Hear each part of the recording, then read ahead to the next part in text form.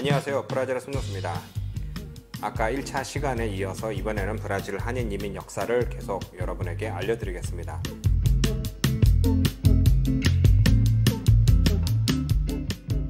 아시는 것과 같이 우리 한인은 1950년대 6.25 전쟁이 막 끝나고 먹고 살기 위하여 전 세계적으로 뻗어나가기 시작하였습니다.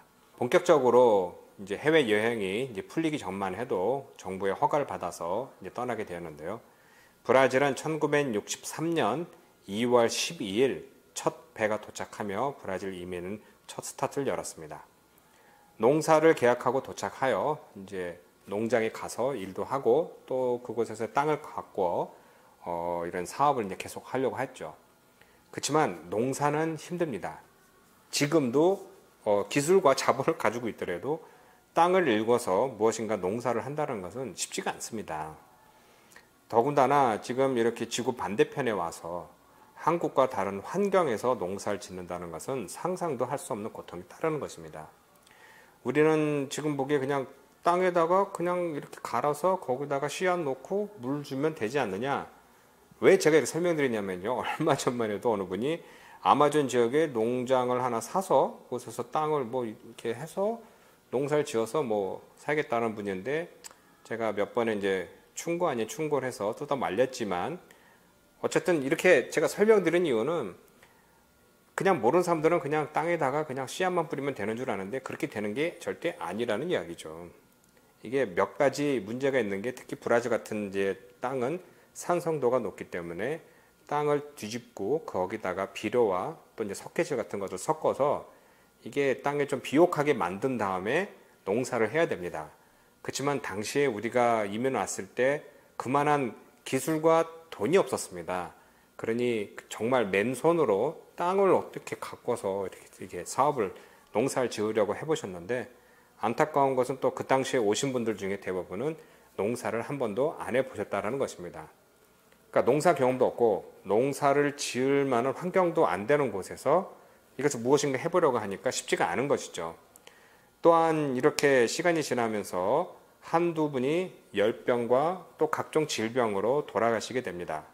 또 몇 분은 열심히 이렇게 살다 보니까 어느 순간 뒤돌아보니 자식들이 공부를 할 교육 이게 시설이 제대로 되어 있지 않아.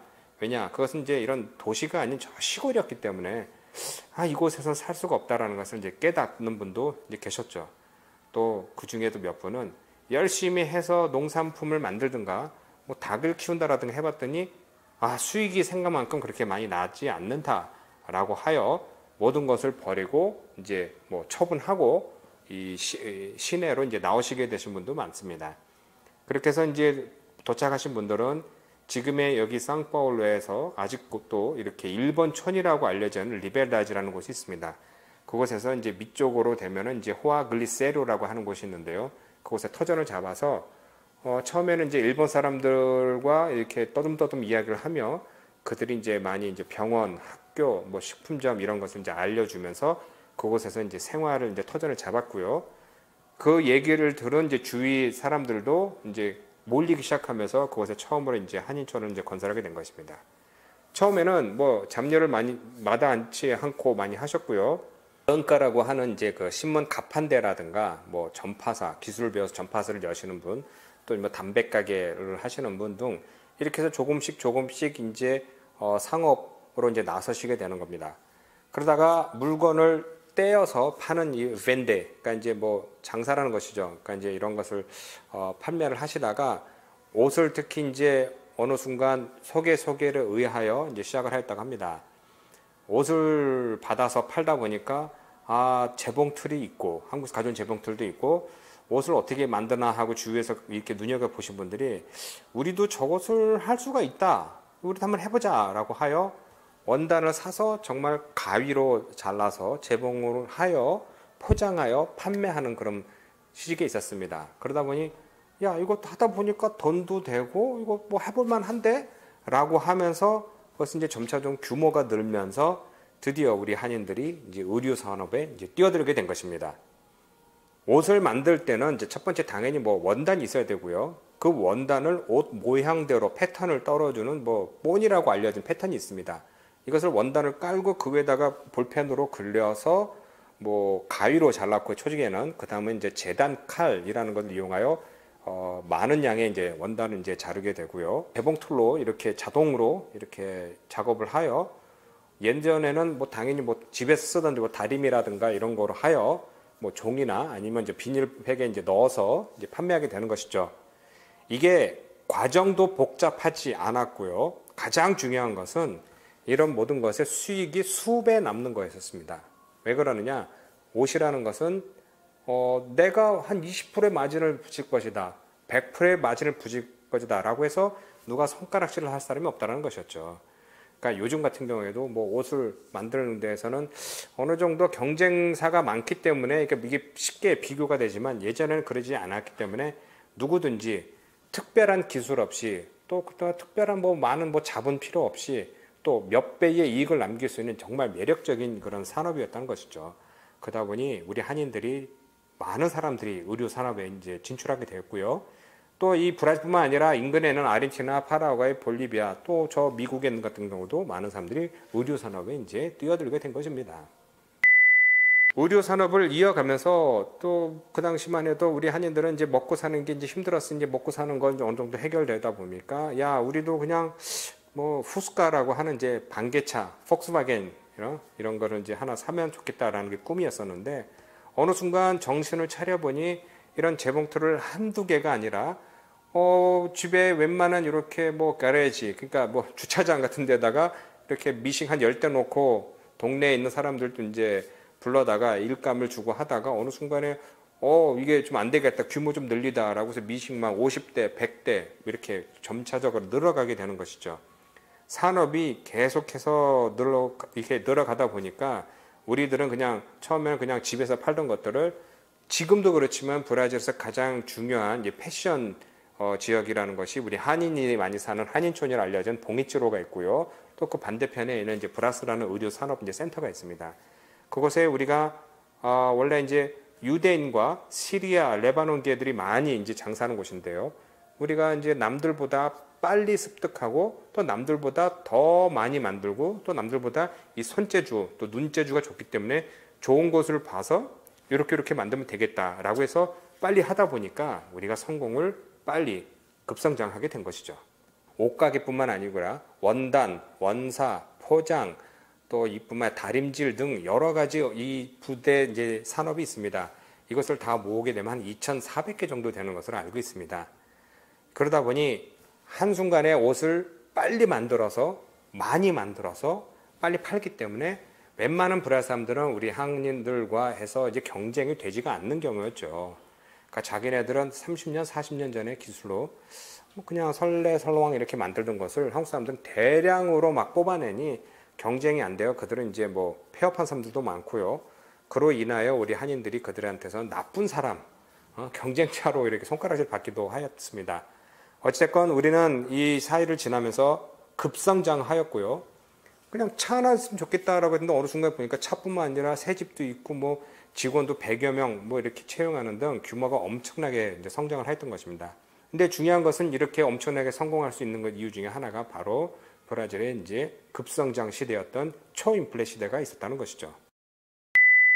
우리가 막 의류 산업에 시작했던 이제 69년부터 73년도 사이에는 브라질의 미라클 시대라고 해가지고요. 매년 두 자릿수 성장을 하던 그런 시절이었습니다. 그렇지만 이게 81년부터 점차 이제 경제가 이제 하락을 하며 마이너스 시대가 이제 왔고요. 또한 이제 80년부터 84년도까지는 매년 두 자릿수 이상의 물가 상승률이 있었습니다. 그러니까 인플레이션이 있다는 얘기입니다. 1988년도에는 980% 1년 물가 상승이요. 89년도에는 1972%의 물가 상승이 있었다는 겁니다. 그러니까 이게 시중에 물가가 오르면 당연히 물가가 모자르게 되고, 그러니까 제품이 모자르게 되고요. 현찰을 들고 있으면 들고 있는 시간만큼 손해를 본다는 얘기죠. 그래서 그 당시에는 한 달에 두 번에 걸쳐 월급을 이제 나눠 받게 됩니다.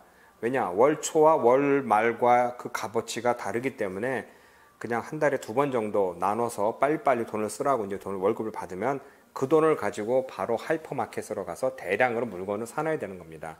안 그렇게 되면은 언제 휴지가 떨어질지, 언제 우유를 살 수 있을지 모르기 때문에 이런 악순환이 계속 이제 돌아가는 것이었고요.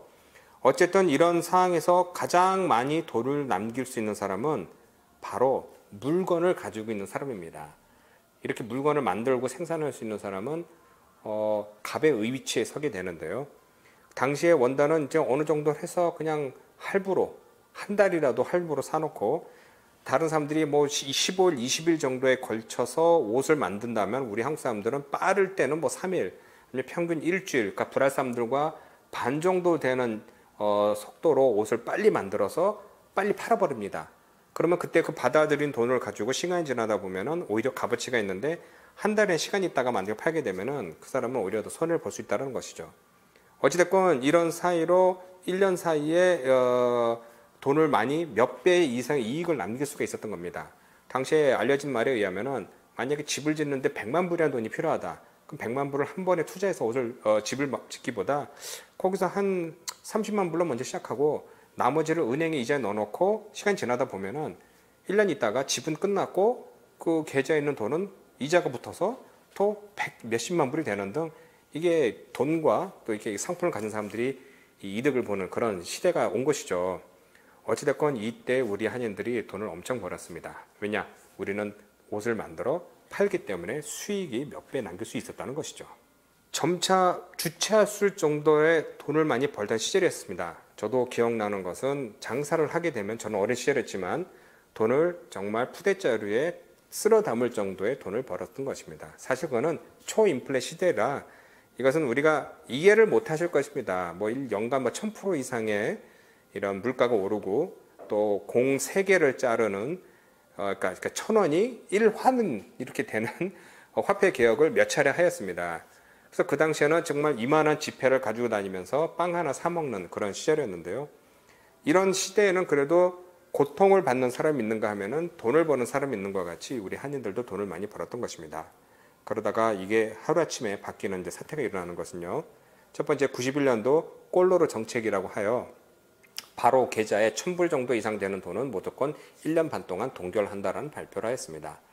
그냥 1000불 이상 예금이 있다? 그러면 1년 반 있다가 돌려준다고 하는데 뭐 이자도 안 쳐주고요, 당연히. 근데 문제는 그때만 해도 1000%의 물가 상승이 있었기 때문에 1년 후에 그 돈을 받았을 때는 값어치가 휴지 조각이 된 것입니다. 어찌됐건 이때 많은 국내 업체들도 기업들도 많이 쓰러졌고요. 많은 사람들이 이제 시중에 돈이 안 돌다 보니까 굉장히 어려워졌는데 그때 브라질에서도 뭐 이래저래 해서 타격을 입은 사람도 많고요. 저도 뼈저리게 아픔이 있는 게 그 당시에 주위에 있는 우리 한인의 몇천 개 되는 이제 개가 다 깨졌다고 합니다. 저는 이제 어린 나이라 그때는 잘 특별하게 제가 타격을 입은 건 아니지만 주위에서 제가 아는 제 친구들이나 주위 사람들이 거의 다 그때 뭐 파산하는 등 굉장히 큰 고통이 있었던 시절이었습니다. 어찌됐건 이것도 지나고 나니까 94년도에 초인플레도 이제 잡는 등 이제 변화가 있었습니다. 근데 이 변화 시절에 또 우리 한인들도 또 한 번 과감한 또 변혁을 한 게 바로 이제 한국에서부터 이제 물건을 이제 많이 실어오는 것이죠. 그러니까 즉 브라질에서는 이곳에서 만들고 있던 원단이나 그러니까 천이나 또 뭐 실, 원사 같은 경우도 오래되었고 오래된 기술로 비싸게 하는 건데 그 당시만 해도 이제 무역이 막 개방이 돼서 대구에서 이제 대량으로 이 원단과 이제 원사를 가지고 오며 시중에 옷을 만들어내자 시중에서는 볼 수 없는 종류의 옷이 쏟아져 나오기 때문에 우리 한국 사람들이 돈을 또 굉장히 많이 버는 것입니다. 어찌됐건 이런 식으로 하면서 이제 계속 이어질 것 같지만 당연히 이제 브라질 이제 업체들은 수입산 특히 한국 사람들이 가지고 오는 원단과 원산 뭐 이런 거로 인하여 브라질의 이제 원단 업계가 다 뭐 초토화되었다라는 이제 이런 여론도 생기고 실제로 그런 이제 실적이 나오자 정부에서도 이제 계속해서 이런 것을 좀 잡기 위한 이제 규제가 이제 들어오기 시작합니다. 첫 번째 규제가 당연히 뭐 쿼터제로 인하여 더 이상 한국에서 그 원단 원사를 뭐 쉽게 가져올 수 없는 그런 상황이 되었고요. 또한 이곳에서 노동법도 많이 강화되어 옛날에는 뭐 이렇게 대략 뭐 계약을 하고 뭐 세금도 많이 없었지만 점차적으로 굉장히 까다롭게 노동계의 권익을 위하여 법이 많이 개정이 되었고요. 또한 시설도 많이 투자를 해야 되는 등 이제 굉장히 이제 변화가 있었던 것입니다. 또한 라벨 같은 경우도 예전에는 그냥 회사명과 그냥 종류, 원단부 종류만 썼으면 되는데 그게 아니라 이게 책임을 소환을 확실하게 나누기 위하여 몇 프로의 뭐 원사에 뭐가 들어가 있고 뭐가 들어가 이제 점점 까다로워지는 것이죠. 이걸 보면은 그냥 뭐 그냥 그거 프린터에서 뭐 하면 되지 않냐 하는데 그게 아니라 책임 소재가 확실하게 되기 때문에 어쨌든 그것도 많은 비용과 또 그거에 대해서 또 일도 늘어나는 등 점점 이제 옷을 만드는 게 점점 복잡해지는 그런 과정이 있었던 것이죠. 이를 깨달은 사람들이 야 여기서 만들기보다 그때 당시에 막 이제 시장을 막 개방을 한 중국에다가 주문하는 것이 어떻겠는가라고 해서 중국으로 가서 옷을 만드는 것을 의뢰하기 시작하였습니다. 그곳에서 만든 옷은 당연히 저가로 또 대량으로 생산하여 브라질로 이제 수입하게 되는 것이죠. 그때 처음에는 뭐 잘 되다가 어느 순간부터 브라질 정부에서도 야 중국에서 옷이 너무 오는 것 같은데 이걸 좀 막아야 되는 거 아니냐라고 해서 각종 규제가 또 들어가고 또 경쟁 상대가 생기다 보니 돈을 더 이상 남길 수 없는 것이죠. 그래서 공장을 돌리는 분은 어느 날 보니 야 이거 남미에서 많이 사가네 거기 시장이 괜찮은가 보다 들어가 보자 라고 해서 우리가 의뢰한 옷을 똑같이 카피해서 나오는 경우도 있고 어느 순간 지나다 보니까 이래저래 복잡하다 보니까 자기들이 직접 이곳에 공장을 만들고 직원을 보내서 이곳에서 생산을 하기 시작한 것이죠. 그러다 보니 야 우리는 더 이상 뭐 중국하고 이렇게 하는 게 쉽지가 않구나 라고 해서 이곳에 새로운 적을 만들어서 경쟁 상대를 만들어서 이렇게 싸우게 되고 또한 생산비는 예전과 달리 그냥 옷에 그냥 가위로 잘라서 이렇게 하던 시절이 아니라 레이저 뭐 디자인을 컴퓨터로 하고 레이저로 뭐 커팅하고 또 봉제 기술도 뭐 늘어나면서 각종 장신구들도 드는 등 생산비가 굉장히 까다로워졌습니다. 그러다 보니 이거는 단가가 안 맞는다, 이익이 안 남는다라고 해서 한두 명이 이제 옷을 이제 그만두기 시작을 하였고요. 특히 이제 시대가 변하면서 요즘에는 인터넷과 또 이렇게 스마트폰 시대로 넘으며 될 수 있으면은 이 옷을 사지 않고 옷은 뒷전으로 이제 밀려는 그런 이제 시대로 변하게 되면서 이 옷에 대한 메리트가 예전과 같이 그렇게 돈을 많이 벌고 쉽게 빨리 많이 벌던 시대에서 이제는 아닌 것 같다라고 해서 이제 손을 놓는 사람이 한두 명 늘기 시작한 것입니다. 확실하게 시대가 변했습니다. 이제 1세대는 엄청난 노력으로 이 옷을 만들어 팔면서 시장을 개척하고 그 당시만 해도 폴 투과로를 잘 못해도 이 나라 법을 잘 몰라도 소리치며 발짓하며 어떻게 하던 그런 시대여서 지금은 엄청나게 많은 규제와 또 엄청나게 많은 이런 세금을 다 이해를 해야 되고 또 유행이 빠르기 때문에 그것을 따라가기가 쉽지가 않은 것이었습니다. 같은 옷을 만들더라도 이제 적게는 수십 장, 많게는 수백 장 만들어야 되는 등 생산비가 굉장히 올랐던 것이죠. 지켜보던 1세대들은 야 나는 더 이상 이런 옷에 대해서 내가 해서는 안 될 것 같다. 그리고 나도 나이가 먹었다라고 해서 한두 명이 이제 그만두었고요.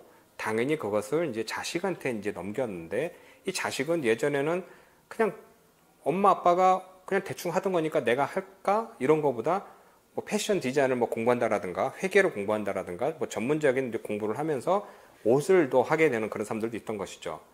이들은 먼저 오면서 아 이거 사업을 안 되겠다 이거 좀 새롭게 뭐 만들자라고 해서 상표도 다시 만들고 상표 등록도 하고 직원들 채용도 좀 더 좀 전문직으로 가고 또 이런 그림 그리고 또 잘하는 것도 이제 예전같이 그냥 주먹구구시로 하는 게 아니라 조금 좀 온라인으로 좀 시스템을 바꾸는 등 좀 보다 좀 전문직으로 이제 나가게 된 것이죠. 그렇지만 아무리 그렇게 한다고 해도 이게 쉽게 변할 수 없는 이런 경쟁 상대들이 치고 오는 이런 각박한 상황에서 몇 명은 이건 더 이상 안 되겠다. 그러면은 좀 더 전문적으로 가자라고 해서 유럽을 다니기 시작을 하며 유럽에서 가장 빨리 유행하고 있는 것들을 먼저 보고 직접 와서 이곳에서 만드는 등 될 수 있으면 시장을 놓치지 않고 선두에 서서 이제 리드를 하기 위하여 많이 노력을 했던 것입니다. 그렇지만 그런 것을 하는 것은요, 첫 번째 뭐든지 다 비용이고요, 시간이 많이 들어가는 것입니다. 그리고 이런 것을 아무리 많이 한다고 하여도 이게 수익이 많이 나오면 문제가 없을 텐데 점점 그 수익이 자꾸 수익률이 떨어지다 보니까 이건 아니다라고 해서 제 주위에 있는 이제 40대 친구들만 해도 10여 년 전부터 한 둘씩 오래된 옷가게를 접기 시작을 하였습니다. 이것은 예전과 같이 돈이 남지 않는다, 고통스럽다라고 해서 문을 닫았고요. 이것을 이제 혼자 자영업을 하는 것보다는 아무래도 내가 뭐 직장을 하는 게 더 낫다. 그러니까 이제 직업을 찾는 경우라든가 아니면은 이제 전문직에 이제 도전하는 사람도 많습니다. 그러니까 변호사라든가 아니면 부동산 중개인이라든가 라는 등으로 해서 계속 이제 업종을 바꾸는 경우가 추세가 늘었던 것이죠. 그래서 지금 현재 2010년대만 해도 아직까지만 그때만 해도 자영업자가 이제 우리 한인촌에 한 1,800여 개 정도가 지금 있었는데 지금은 한 1,000여 개 정도로 줄었고요. 이게 사실 이것도 한 4년 전 데이터라 이제는 아마 이거 1,000개도 지금 안 되는 게 지금 남아있는 것으로 지금 추정되고 있습니다. 한 2014년도에는 제가 재미로 주위에서 보니까 옷을 하는 사람들이 많이 없는 것 같다. 이거 좀 다시 한번 좀 확인해 봐야겠다라고 해서 제가 주위에 있는 한 120여 명 정도 되는 사람들을 데이터를 가지고 제 통계를 내보니 그때만 해도 벌써 절반이 더 이상 옷을 만들지 않고 있었습니다.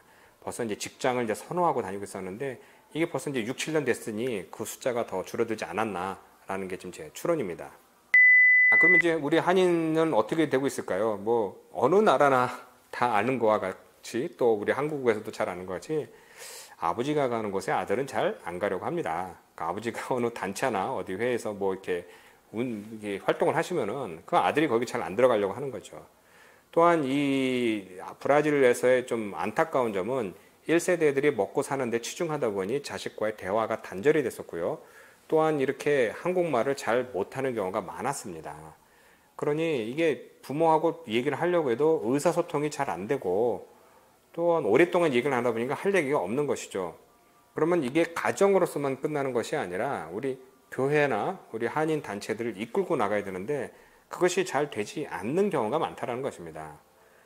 그러면은 사회에서 이 활동하는 2세들도 있지 않느냐? 있습니다. 당연히 뭐 변호사뿐만 아니라 연예인들뿐만 아니라 뭐 사진 작가부터 시작을 해서 뭐 많은 사람들이 있는데 그들이 그 브라질에서 한 사회의 구성인으로 활동하는 것도 있고요. 또 그 중에는 다시 또 한인 사회로 돌아와서 또 활동하는 사람들도 있고 또 뭐 나는 뭐 브라질에서 유명한 뭐 연예인들과 같이 활동하는 것 같은 뭐 여러 가지 발전된 그런 모습을 보이고 있지만 가장 안타까운 것은 그들 중에서도 이제 나는 아무래도 이제 한국 사람 같은데 한국 사람으로서 좀 이런 삶을 좀 이어가야 될 것 같은데라고 해서 뒤늦게 깨닫고 이제 노력을 하려고 하는데 이게 한국 문화나 한국어를 하루아침에 배울 수 없다라는 그런 안타까움이 있죠. 제가 항상 이런 질문을 할 때마다 제가 대답하는 것 중에 하나가 40세대는 이제 판사 이야기가 있습니다. 제가 어서 한번 강의를 나간 적이 있었는데 그곳에서 듣던 분이 나중에 끝날 때 저를 꼭 손을 잡고 아들이 이제 40세 조금 넘은 나이였는데 판사였는데 판사직은 이제 법복을 이제 벗는다. 그래서 왜 그렇습니까? 했더니 자기는 평생 불알 사람인 줄 알았는데 어느 날 생각해 보니 뭐 한국 사람이더라. 그래서 한국을 또 배우겠다. 이렇게 해서 법복을 벗는데 좀 도와달라고 했던 이야기가 있습니다. 어찌됐건 이제 한인 사회가 계속 이어져 나가기 위해서는 이제 후손들이 자꾸 앞으로 나서서 활동을 해야 되는데 이 언어가 잘 되지도 않고 이해가 되지 않는 이제 아버지 문화 또 아버지가 아직도 활동하고 있는 이런 단체에서는 이제 아이들이 잘 나오지 않습니다. 그렇지만 다행인 거는 이제 요즘에 40대 되는 사람들이 이제 2세가 되면서 그 후손들 이제 3세 되는 이제 아이들도 오히려 한인 사회에 더 나와서 한인 사회를 더 관심을 갖는 게 우리가 아는 것이 이제 대한민국이라는 문화가 전 세계적으로 이제 호응을 얻으며 그것을 또 배우려고 하는 그런 자세가 이제 오히려 이제 반대되는 현상이 있습니다. 그러니까 부모는 2세는 한국말 못하는데 3세 되는 아이가 한국말 더 말 잘 하면서 아빠한테 가르치는 것이죠. 이게 누구고 이게 무엇이고 이런 상황이다라는 식으로 그래서 발전되고 있는 상황인데요. 이게 이런 식으로 한인 사회가 계속 유지됐으면은 이게 좀 더 성숙된 모습으로 또 이렇게 발전된 모습으로 갈 수 있는데 안타까운 게 이제 우리가 다 아는 것과 같이 이제 작년부터 일어난 이제 코로나 사태로 인하여 지금 현재 이 브라질 한인 사회가 굉장히 어렵습니다.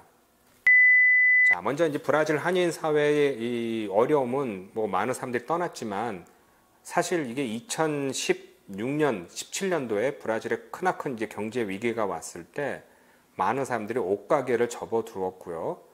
그때만 하여도 브라질은 이거 망한 것 아니냐, 뭐 떠난다, 뭐 이렇게 말이 많았는데 실제로 제가 일단 몇 년 사이에 한 10,000명 이상이 이제 한국에 들어간 것을 알고 있습니다. 그럼 왜 들어가느냐?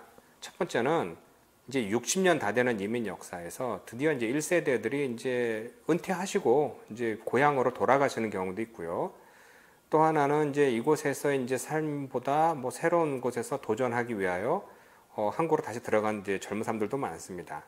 그렇지만 아무래도 가장 큰 영향은 작년 3월부터 뭐 있었던 이 영업 금지는 장장 5개월 동안 이어지며 크나큰 타격을 입었던 것이죠. 특히 이제 한인을 상대로 장사하던 서비스 업종이 큰 타격을 입었습니다. 그러니까 옷 장사를 하는 한인들을 위주로 그들에게 서비스를 제공하던 뭐 화장품이라든가 아니면은 뭐 식당이라든가 뭐 이런 업체들이 손님이 하나도 없던 것이죠. 그러다 보니 이거 한 번, 두 번 이렇게 한 달, 두 달 이렇게 이어오다가 이건 아니다라고 해서 돌아가셨고요. 또 그들은 이제 브라질 사람을 상대로 장사하는 것이 아닌 전통적인 한인을 상대로만 장사했기 때문에 한인 옷 장사가 이게 어려워지자 당연하게 이제 큰 타격을 입으며 이제 한국으로 이제 들어가신 것입니다. 그러면은 또 한국으로 가는 이제 직장을 찾아 떠나신 분들은 그럼 뭐 한국에서 뭐 잘 하고 계시느냐? 이제 많은 분들이 이제 잘 하고 계시는데 또 요즘엔 또 젊은 사람들이 가는 거는 가족과 단계로 이렇게 다 이사를 하면서 한국에도 복지 시스템과 또 이런 여러 가지 이제 사회 분위기가 안정적이다. 그러니까 브라질 같은 경우도 치안이 안 좋아서 뭐 안 좋다라고 했었는데 그런 거와 비교해서는 이제 대한민국이 그래도 좋은 것 같다라고 해서 들어가신 분이 많고요. 또 뭐 택배나 또 산업 현장에서 일하신 분이 많은데 이게 그냥 하루아침에 끝났고 더 이상 브라질 안 오고 이제 브라질 한국 다 들어가고 이런 건 아닙니다. 절대 그런 건 아니고요. 몇 분이 가셨고 그런 분들이 이제 비면서 이제 눈에 띄게 한인 사회가 이제 줄어든다 뭐 이런 건 보였지만 절대적으로 다 들어간 건 아니고요. 아무래도 이제 한 60만 명이 한 사망한 이제 이 코비드로 인하여 사망한 이제 브라질의 이런 모습을 직접 보여주는 것입니다. 그러면 이제 이곳에서 태어난 2세는 어떻게 하고 있을까요?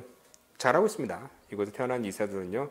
어차피 한국은 이제 모국이라고 생각하지 않고요. 부모님의 나라라고 생각하고 있고요. 또 어떤 사람들은 한국은 또 외국이라고 생각합니다. 뭐 당연한 것이죠. 자기는 이곳에 태어나서 이곳에 계속 생활했고 또 이곳에서 뭐 한국어는 그냥 떠듬떠듬 알아듣는 정도였지만 내가 한국으로 가서 이민가 생각을 절대로 할 이유가 없던 것이죠. 또 이제 제가 그 중에서 제일 안타까워하는 것은 이곳에 살던 이제 2세 같은 경우들은 몇 명은 뭐 영어도 잘 되고 뭐 포르투갈도 잘 되고 이런 사람들이 미국으로 이민을 간 겁니다. 저는 이제 그 부분이 제일 안타깝다 생각하는 거는 아무래도 이 사회를 이제 그러니까 브라질 한인뿐만 아니라 이 브라질이라는 사회를 이끌고 갈 이제 중추적인 역할을 할 세대들인데 자기들이 판단하기에 그냥 미국이 좋은 것 같습니다. 떠나는 게 이게 좀 안타깝고요. 또한 이곳에 요즘에 젊은이들 위주로 지금이 투자할 시기다, 여기가 기회다라고 해서 새로운 사업을 계속 투자하는 그런 젊은이들 많습니다. 이게 40대 위주로 되는 사람들이 보면 이제 옥타라고 해서 그런 그룹을 통해서 젊은이들끼리 이제 서로 교류를 하면서 이 정보를 이제 주고받는데 그것도 이제 차이점이라고 하는 거는 그들끼리 한국말이 아닌 이제 포르투갈어 이제 얘기를 하는 것이죠. 그러니까 그게 더 의사소통이 이제 더 쉬우니까 어쨌든 그러면서 굉장히 이제 활발하게 브라질 사회 구성인으로서 이제 이어가려고 합니다. 그러면 이제 마지막으로 이제 결론을 지면요, 뭐 브라질은 뭐 좋다 안 좋다라고 쉽게 얘기를 할 수는 없습니다. 이 브라질뿐만 아니라 뭐 인근에 있는 나라도 그렇고 어느 곳이든 이거 좋다 안 좋다 이렇게 평가를 할 수는 없고요. 한국과 비교 장단점이 이제 분명하게 있는 것은 맞고요. 미래가 밝다라는 것은 어느 시점에서 어떻게 보느냐에 따라서 분명히 다를 것입니다. 확실한 것은 아직까지도 브라질에 대한 관심이 많아서 저한테 계속해서 연락을 하시는 분들이 많습니다. 지금도 브라질 이민을 꿈꾸시고 지금도 오고 계시는 분도 계시고 지금도 투자하시는 분도 계십니다. 그러니까 이게 딱 끝나서 이렇다 저렇다 하는 것은 아니라 있는 현실을 오늘 이렇게 여러분에게 짧게 설명을 드렸습니다. 보다 이제 궁금한 점이나 또 이제 의문점이 있으시면 뭐 제 블로그나 이메일이나 또 아니면 유튜브에 또 뭐 댓글로 남겨주시면 제가 또 그것도 찾아서 여러분에게 꼭 답드리도록 하겠습니다. 오늘 이 시간 저와 함께 해주셔서 정말 고맙습니다.